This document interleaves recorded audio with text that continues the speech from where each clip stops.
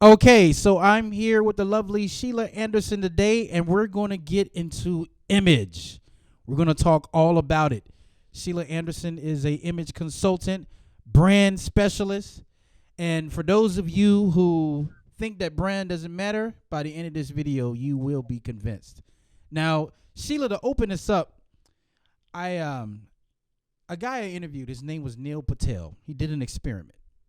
Okay. And the experiment was he's the type of guy that used to wear like t-shirts, pajamas. He was a techie guy, right? So one day he decided, hey, I want to do an experiment. So he took $100,000. He had a little money, and he went out and bought suits, Gucci shoes, nice watches, and he wanted to see how people were going to respond to him.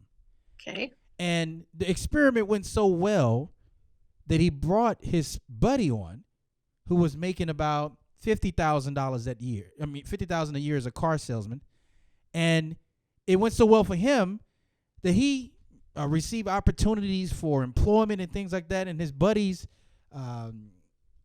his yearly salary, went up to $500,000 from the opportunities that he received, only because how people received him in the dress, right? Mm-hmm. Now, so the first question I want to ask you, does your brand matter? Do you think that's true or false? Yeah, well, first of all, thank you for having me on. I'm excited to visit with you and your tribe of people. Yes. Yes, brand does matter. And you should dress in how you want to be perceived. And so the guy you talked about going out and buying business suits, if that fit him and fit who he was, that's great. But if he was more comfortable in the t-shirts, it has to be authentic to you. So here, I don't like to change people, but I like to enhance them. So for example, if we talk about Mark Zuckerberg from Facebook, he's running around in a hoodie all the time, but it works for him. And so that's his brand. Mm-hmm. And if you think about Steve Jobs from, he was running around in black turtlenecks all the time. Mm-hmm. Okay. So you have to create a brand for yourself. And that is the clothing that you pick out, and that's what you wear. But it also has to tie into the industry that you're in and what is your career. So every industry and every career has a keyword. And if I say to you, what does an attorney look like? You probably have pictured somebody probably in a business suit, somebody pretty conservative. And a keyword that might come to mind is somebody that's trustworthy or credible.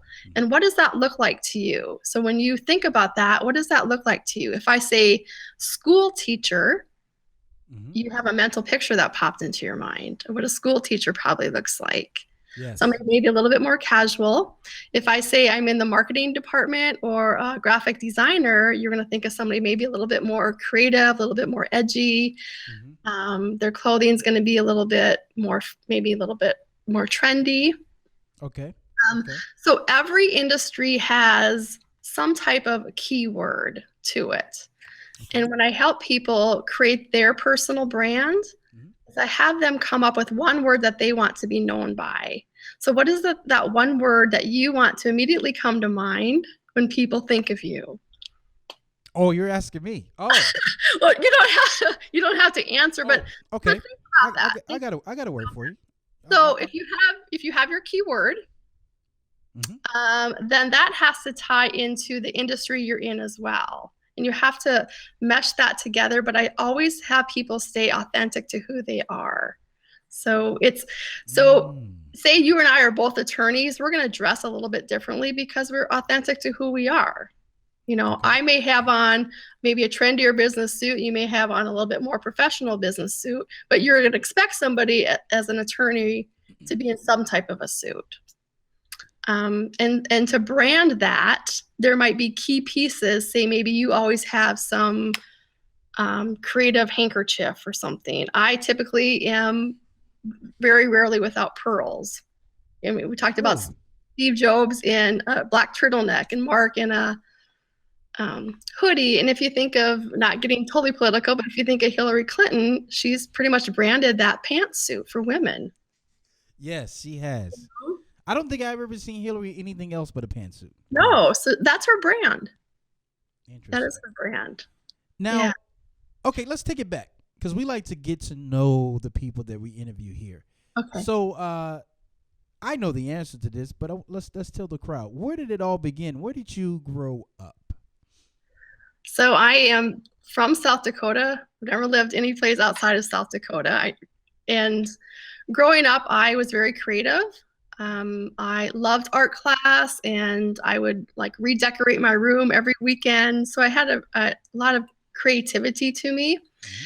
I would spend hours growing up looking at fashion magazines. And I grew up in a really small town in South Dakota of like 5,000 people. So there wasn't a lot of choices for clothing. So growing up, it was kind of frustrating because I was creative, and then I was, you'd go to the store and you'd find clothing that was kind of blah. And it kind of was like, I felt like it was a one size fits all in the type of clothing that everybody was wearing. And I didn't like that. I didn't like to be put into a box. And I don't do that with, when I help my clients, I don't put you into a box. Okay.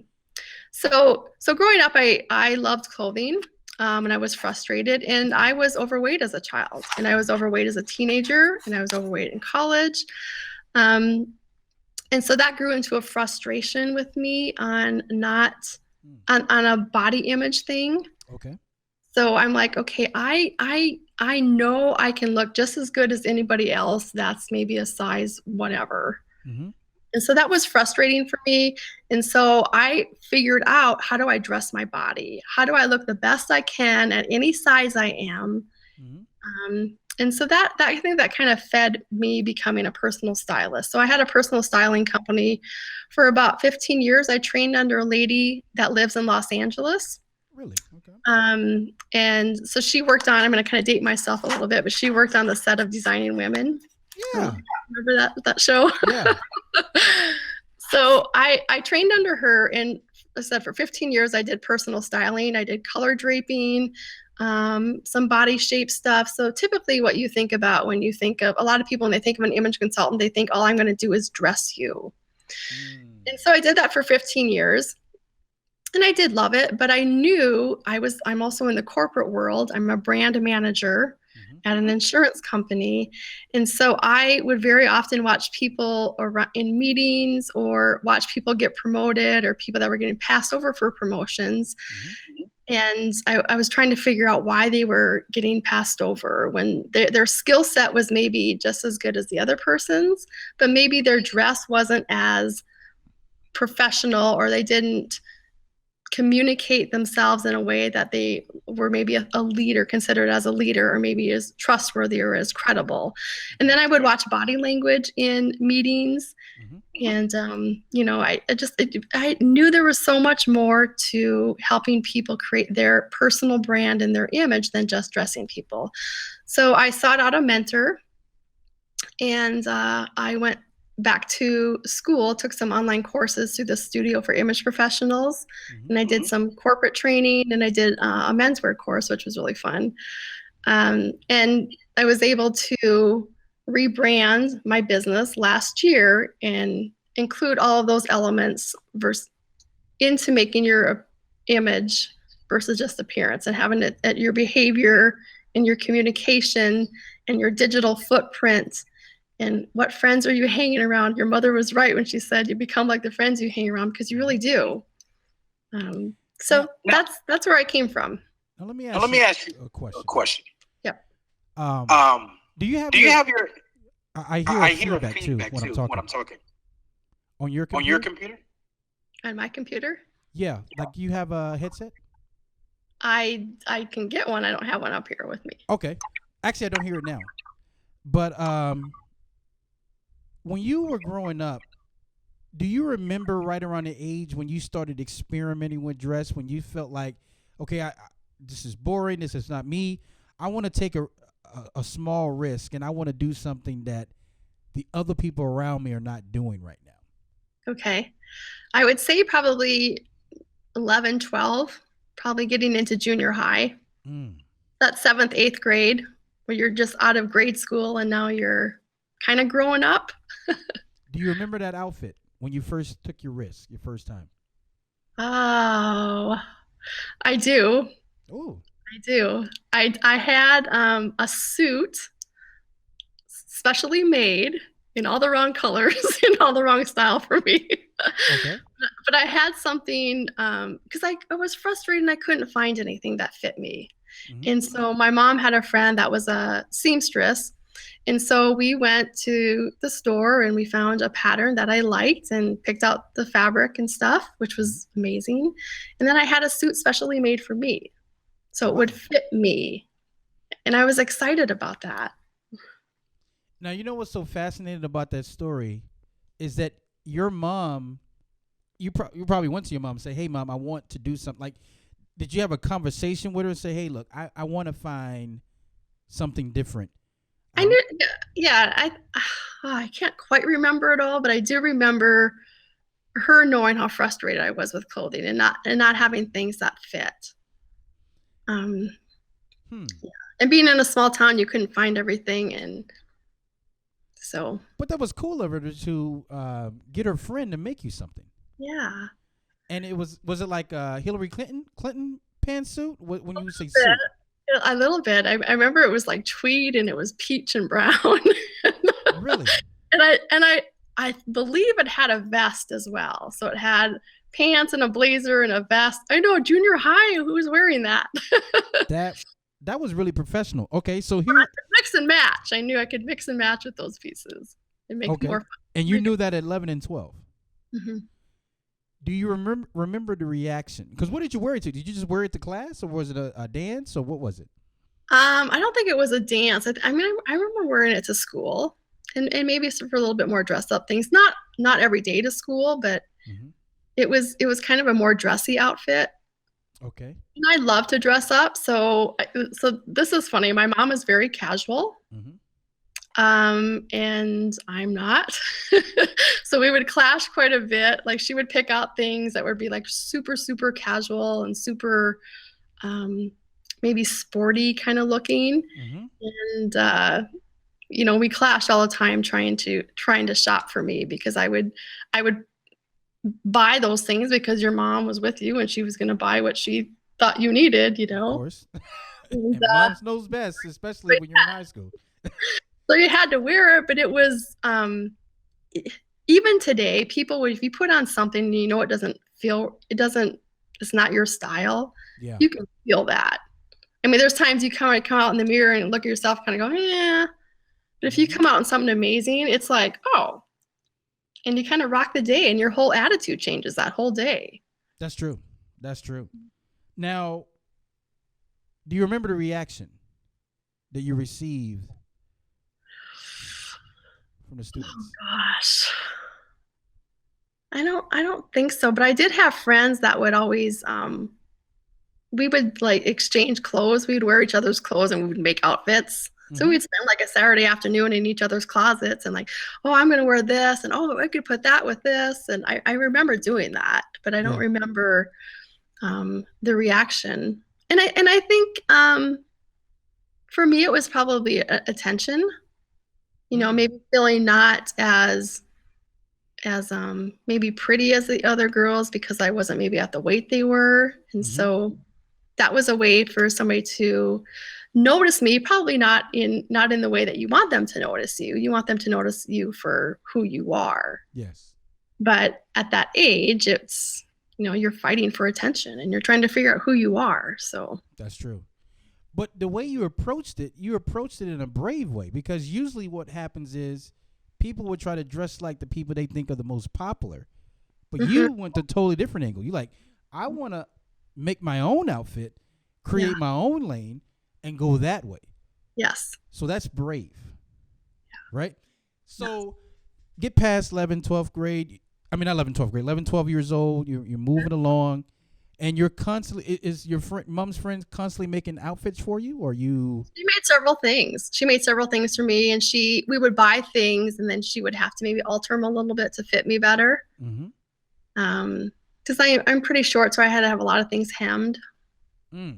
Growing up, here's a story I remember, and it was like 8th grade.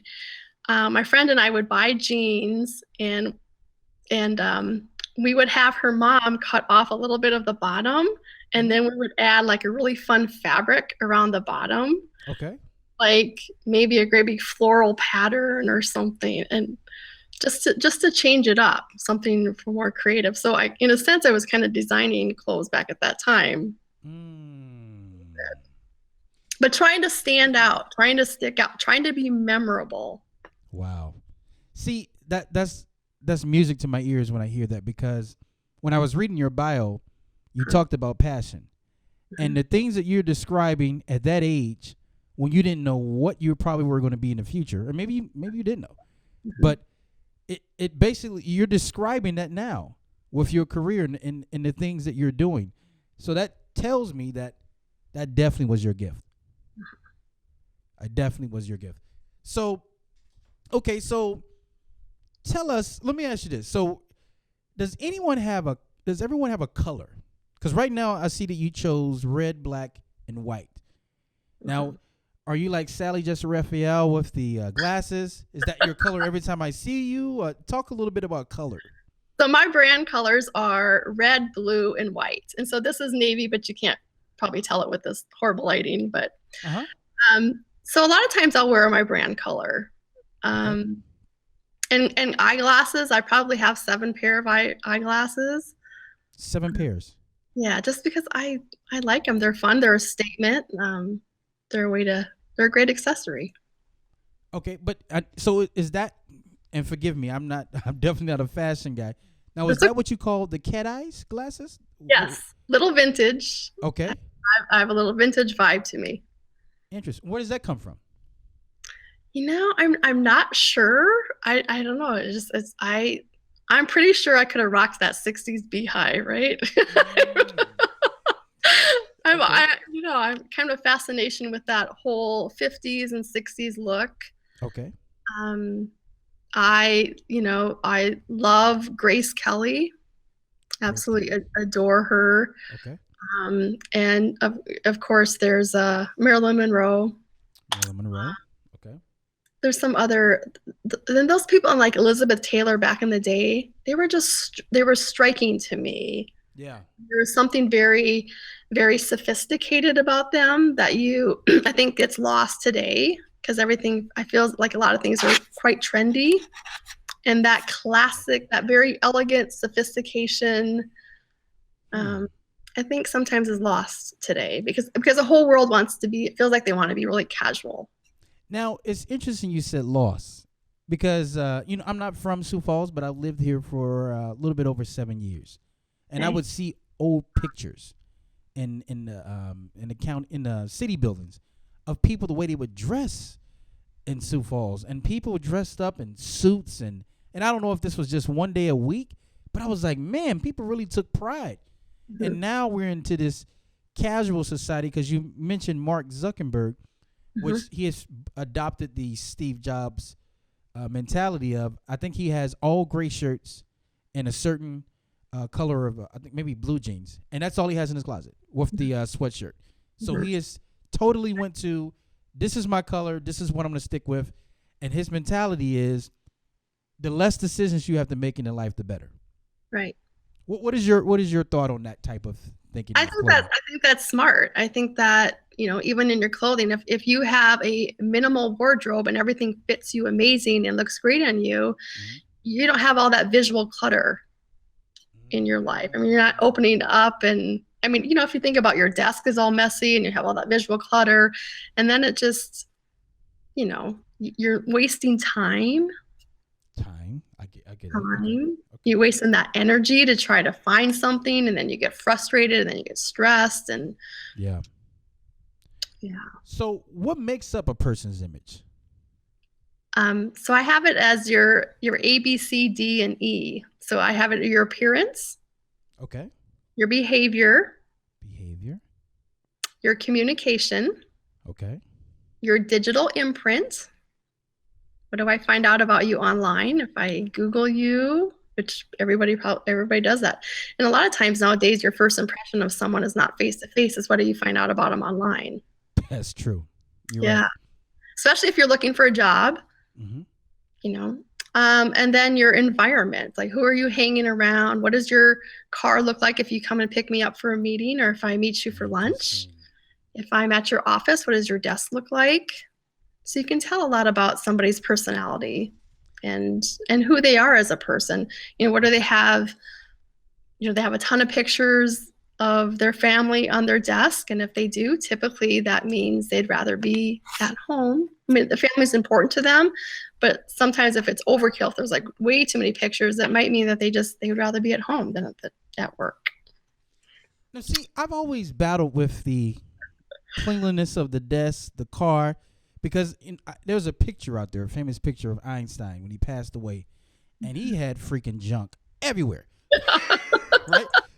But they also said he was the most brilliant man that ever lived. So there's a lot of thoughts. Mm-hmm. So do you think sometimes just the thoughts that people are having, what's inside is basically outside? Is that kind of how you see it in a sense? Yeah. So everything I always talk about, whatever you're wearing is kind of that front door to who you are. Do I want to open that door and see what's more inside of that person?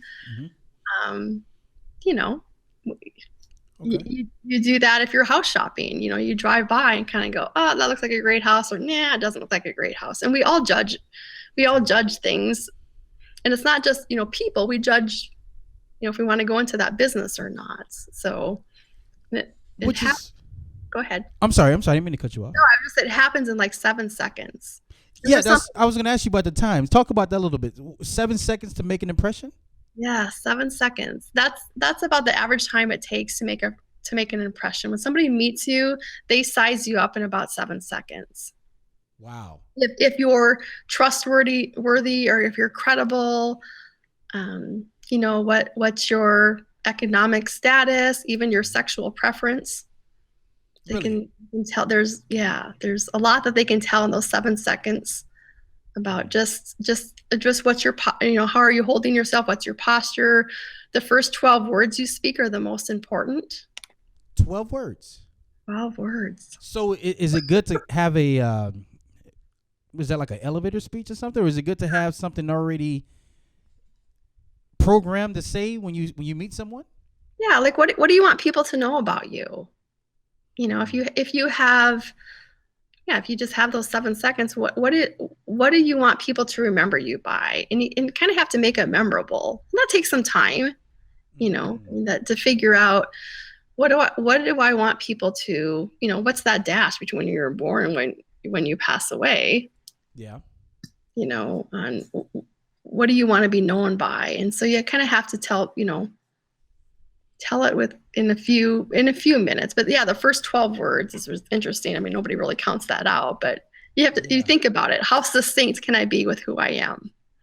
That's true. People. So what are some of the main image mistakes that people make, would you say? They don't care what they're wearing. They're sloppy. Okay. For men, a lot of times it's the fit of clothing. Explain it a little bit more. What do you mean by the fit? So a lot of times for men, their jackets are too big. That's the number one mistake, is their jackets are too big. Really? Yeah. So I watched doing the political thing, and I watched the presidential debate. Yeah. And I would, was it Mike? What's his last name? I can't remember his last name. Huckleberry? Yeah, I was gonna say that too. Like, that's not right. I know that. No. Anyway, let's go with Mike. Okay, that sounds good. Okay. They're always way too big for him. They're always way too big. So he looked sloppy. So it's not tailored. Yeah, it's not tailored. Okay. And then also people wear clothing for the wrong reasons. I mean, you think about flip-flops. They're made for the beach. Mm-hmm. And you see them at work or other places. So they use clothing wrong. I mean, you think about yoga pants. Okay.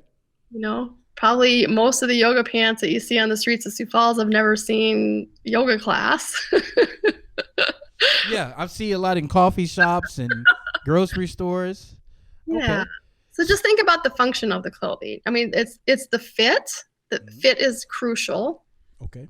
um, and the function, like, and where are you going for that day? Who am I going to see that day? So just be really intentional with what you're wearing for that day. Now, I'm gonna have to ask a question because in the Midwest, well, when I came to Sioux Falls, I come from Seattle, Las Vegas, Phoenix, Okay. and out of those three, Las Vegas especially is very vain. They had a gym on every corner. Everybody's dressing up, and when Mhm. I came here, I dressed up in certain occasions, and I remember the reaction I received sometimes from people were like, "Where are you going? Why are you Yeah. so dressed up?" Do you get that a lot here, or do you think that differs depending on the environment that you're in? I think it differs depending on the environment, but Mhm. there also are cultural things, and there's also different regions of Yeah. the country. Hmm. The Midwest is very casual. Yeah. That's very true. So But you will stand out if you take the time. If you were, because I always say, like, if I was in Malaysia, maybe the suit. Well, I don't know. I would say for a man, the business suit probably is one of the most powerful piece yeah, of clothing. absolutely. I don't care where you are, to be honest. Right. You know. And for the female, would you say that it wouldn't be the pantsuit? Would it? Would Probably it? not the pantsuit. Yeah. Probably not the pantsuit, although it's more accepted. Okay. As women break into the corporate world Yeah. more so. Um, the thing that the pantsuit becomes more like you're trying to be more like a man. You think so? Okay. Okay, I got you. Yeah, sometimes I think that becomes more like I'm trying to fit into the man's world. There's nothing wrong with that. Hmm. Um, but you know what? If you're a woman, you can it's probably better to wear that skirt suit. So be proud of being a woman, and you can use the power that way also by. Okay, I got you. Yeah. Accessories. Now, I know you noticed you talked about the number of glasses. Are those important? Like glasses and It de- pearls. yeah, it depends on who you are. It depends on there's different clothing and style personalities that I help people find Mm-hmm. who they are. So it depends on that style and what industry you're in. Yeah. But accessories everybody can have that same suit on, and you can accessorize it a little different ways to make it a little bit more you. So if you and I had the same suit on, Mm-hmm. I could throw, you could do something with a tie, and I could do something else with it. And so accessories really are kind of that finishing touch. Finishing It's a touch. way to add a little interest. And it's, for example, if you're working in a banking environment and their strict dress code is, these are the things that you can wear and only that. And if it's not you, you can add a little bit of your flair or personality with accessories and still be within that dress code. Okay. So, what type of clients come to you when they come to you? Are they saying? Do you have people like, look, I can't figure out what to wear. I suck at this. I need to go for a job interview, or I want to get in a different position. What type Mhm. of clients? What do they look like to you? A majority of the clients are trying to elevate themselves in a career. Mm-hmm. They're in a position, but they maybe want to get into that C-suite, or and I have a lot of just business owners that are trying to, that maybe just started their company, and now I need to go out and find some more clients, and I need to figure out, you know, Hmm. do I look appropriate if I'm meeting people? But a lot of the people have jobs and want to move up, and then the other part of them are the people that are out looking for a job. Those are the main people, but I also work with a lot of corporations to help them with dress codes, or it's easy to hire somebody like me to come in and talk to them about their appearance and their behavior, because you know how sometimes you don't listen to your own mom, Mm-hmm. Yep. but they'll listen to me. They'll bring in an outsider. So Interesting. I'll do like workshops and for corporations, for businesses, to help them tie that their corporate brand and help brand their employees, because a lot of times corporations, well, they spend thousands and thousands of dollars on getting their logo right, Mm-hmm. their website right, and all that, and they forget that their employees are part of their corporate brand. And so how are those employees dressing, when they're out meeting your clients or when you meet them face to face, and how are they talking to them on the phone? What do their emails look like? And is that brand voice carried all the way down to your employees? Okay. So what is your advice to the laid back guy or woman who's just say, look, clothing is not an important. I'm gonna wear my pajamas today. I just want to be comfortable. And let's say they're going after a job, or they want to make it in corporate America. What would your advice be to that person? Well, they typically don't hire me because they think they have it. That's true. I can see that. But if they're being successful, Mm-hmm. and if they're where they want to be and it's working for them, then great. Yeah. Okay. But if they're not being successful, then we'll need to take a look at that. Mm. It's okay to wear jeans in business, Mm-hmm. But let's refine it a little bit. Okay. There's a few little things we can change. So you can still be casual, but you have to make sure it's working for you. And if it's not working, then take a look at that. Yeah. Okay. So how does someone get in contact with you when they just need help?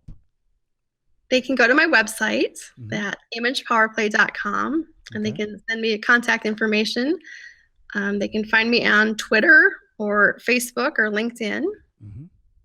and they can just send me a message. And then a lot of times I'll just do a Skype call with them, Mm. like an exploratory Skype call, and just to see if the services I have is what they're looking for, and we can kind of talk through that then. So I take it in the Skype call as like a consultation. You getting to know them, and that Right. keyword that you were talking about, Mhm. that all happens and takes place there. We talk about it. I don't figure out their keyword right at that time, but I talk about my services to them. Okay. They get a chance to see me and hear me, Yes. Okay. and I get a chance to visit with them visually as well, and get a feel for maybe what they're looking for. And I always try to, even if they decide not to hire me maybe for now, I always still try to give them one tip to take away from that 20 minutes with me. Okay. So I still have some impact on people, because that's what I'm all about, making sure people make an impact, and I like to have an impact on them. Interesting. Now I'm gonna put you on the spot just for a second. Oh dear. No, it's good. Out of all the stories that you've had as far as transforming people from here to over here, does any story, without mentioning the person's name, does any story sounds memorable than the other ones, as far as this person went from no confidence, they couldn't see themselves, and then now they're just like this power person? Have you does anything ring a bell? I think there is one person that she came to me and she said she was in a management position. She had a brand new boss coming on, and so she felt like she needed to step up her game. Okay.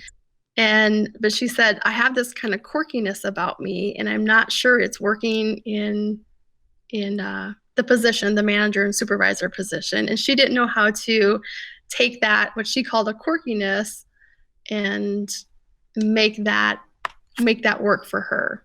Okay. And so I worked with her on that, and we obviously worked on her wardrobe and worked on some of her posture and her speaking skills. And now she's kind of she is a rock star in her field. And she sent me a message not that long ago and said that she was at a corporate event, and she always struggled with what to wear, because it was a big fundraising event that they had every year.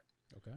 And she struggled with what to wear, and this is where she would meet all of their corporate sponsors or people that were interested in giving money to this organization.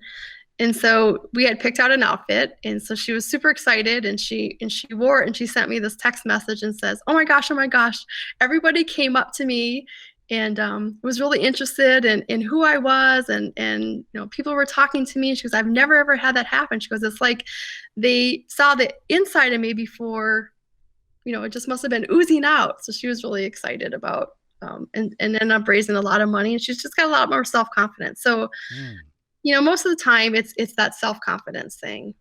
Yes. that your clients will come back and say, oh my gosh, that was so helpful, and I feel a lot more confident in who I am. Now, just recently you went to Minnesota, and we'll end it after here, but you were dressed the way you're dressed now, in your brand, and you were out, and someone noticed you. Yes. And we talked about this briefly. Can you talk about the person that came up to you and what they said actually to you?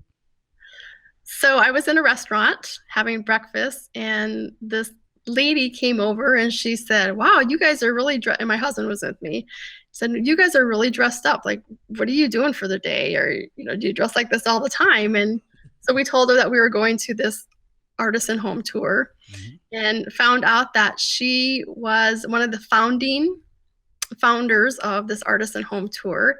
And so then she gave us her personal email, and then she also gave us her cell phone. She said, you call me throughout the weekend as you're going through these houses, or if you need anything, and I'll help you through. And she goes, let me show you which houses to go to. And then she told us a little bit about each of the builders. And so she really took interest in who we were, and took interest in making sure that our weekend was an amazing experience. So on Sunday when I got home, I sent her a message thanking her. And then I found out later that, I don't know if I told you this, found out after the fact that her grandmother was an image consultant and a motivational speaker for 40 years. So you did. Which is pretty your amazing. bio is you're an image consultant and speaker also, right? Yes. Yeah. And that's when I always say the universe works in mysterious ways. Like, are you doing that at the level you want to do it? Or I'm sure everybody wants to grow. Yeah, right. Yeah. No, I'm not at the level I want to be. Need to move up. Just like everybody. Yeah, like everyone. We're all growing. We all want to be at a different level than where we're at. This is true. Well, you definitely made a believer out of me today. I feel that when you're trying to move up in life, why not add an extra asset onto yourself to help? You can never get enough. Well, you can, but with me, sometimes you can't. But but no, thank you, Ms. Anderson, for joining us today and taking time out of your day to explain that. And just for one more time, so people can know, can you tell them how to define you one more time? Sure, it's www.image. I'm on Facebook and Twitter, and my Twitter handle is @ImagePowerPlay. Okay. Well, thank you again, Ms. Anderson. Hang tight. I'll talk to you after. And thank you guys for listening. And reach out to her. If you feel that there's something that you need some help in, why not? Reach out to the experts. Take care, guys.